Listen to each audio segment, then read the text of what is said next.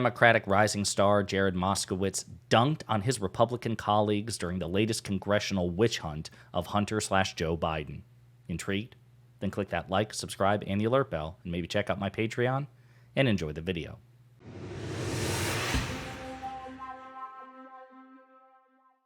As I mentioned in previous videos, even though the November 2022 midterms were a technical defeat for congressional Democrats, so Democrats in the House of Representatives, because we lost the majority, one of the consolation prizes to take from this is that the freshman class of newly elected Democrats are impeccable. Dan Goldman, Jasmine Crockett, and Jared Moskowitz is another one. I've done multiple videos about him, but I like this guy. He's hilarious, he's incisive, and I think he's going to go places within the Democratic Party. He's also a really good media surrogate, so when he shows up for interviews, he's just extremely effective at what he does. And a couple of days ago, congressional Republicans have continued their laborious witch hunt against President Biden and his son Hunter. As a reminder, Hunter Biden, private citizen, and has been investigated multiple times at the federal level, under the Obama administration, under the Trump administration, even under the Biden administration, his own father's administration. And Republicans in Congress and the Senate have investigated this man multiple times over the past 4 years. Okay, so Hunter Biden is like the most scrutinized private citizen in the history of this country. And the congressional hearing that I'm specifically referring to concerned two IRS whistleblowers that take the position that the investigation into Hunter Biden was either politically motivated or that it was not an objective, impartial investigation in terms of the results. Now, Democrats contested those findings and that testimony throughout the course of the six-hour hearing. But I want to draw your attention to this exchange or these comments from Jared Moskowitz when it was his turn to speak, because he dunked on the Republicans in a hilarious, rhetorically effective way, which is always fun to watch. And it's Friday, so we should watch something that makes us feel good. So listen to what Jared Moskowitz have to say, and we will unpack it together.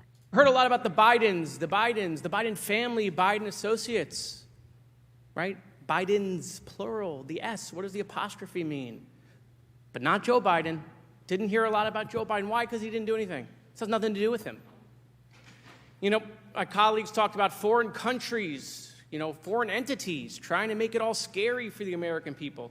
Of course, President Trump got $5.4 million from the Chinese while he was president because they were leasing space in Trump Tower. He goes out and air kisses President Xi. Totally perfect. Jared Kushner gets $2 billion from the Saudis, even though he oversaw Mideast peace. Totally kosher. Ivanka Trump, she's doing business with the Chinese while she's working in the White House. Totally beautiful. Right? Why do I bring that up?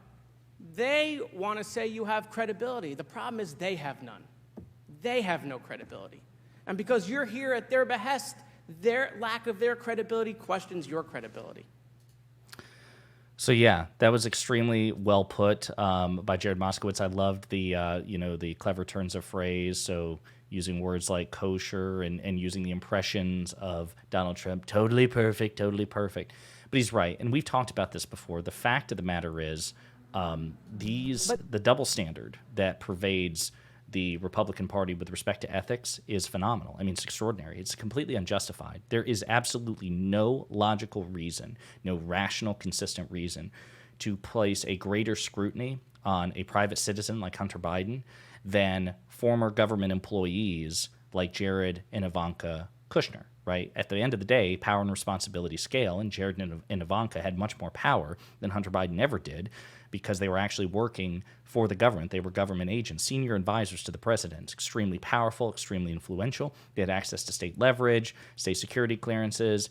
Their words were backed by the full force of government. They helped shape government policy in a way that Hunter Biden never did. So that justifies scrutinizing them 10,000 million times more than investigating or the scrutiny directed towards Hunter Biden. I also want to play this clip here again, Jared Moskowitz, and this was from, I think, a few days before, where he's asked about this. It was a few days before the actual hearing, but he's asked about this on CNN, and I want you to hear what he has to say. But this text message, I mean, isn't it also important to get to the bottom of this, especially when you have so many Democrats who are concerned about President Trump's adult children and his son-in-law who are using their positions for financial gain? Are they upholding that same standard now on them? So she's referring to a WhatsApp message, a WhatsApp text message in which Hunter Biden, I think it was sometime in 2017, so when President Biden was neither president nor vice president, Hunter Biden said he was sitting next to his father, Joe Biden, who was then again a civilian, and Hunter went on this extremely deranged rant to whoever he was texting and was basically, in a roundabout way, saying, I'm sitting next to my father, and basically invoking his father. And again, not a great message, but number one, Biden wasn't influencing government at all at that time anywhere, number one. Number two, not even in the text message itself is there even, like, there's maybe an insinuation, but there's at no point any evidence that Biden did anything, because Biden couldn't have done anything. So she's asking about that particular WhatsApp text message. And so here, Jared Moskowitz's response. Yes. Well, Trump's children were in the administration, number one. True. And number two, Trump's son-in-law, who was also in the administration, right, couldn't pass security clearance, and then they overruled. Just to be clear, some of them were not. In this case, at the time, you're correct. Hunter Biden's father was not in the administration, but of course he would later go on to be president. So, I mean, these are obviously someone with a political future. I mean, and this is a real text message. Is this something that it's important to get to the bottom of? Well, as you pointed out, okay, we have a text message. Look, there's a prosecutor that's been looking at issues like this now for 5 years.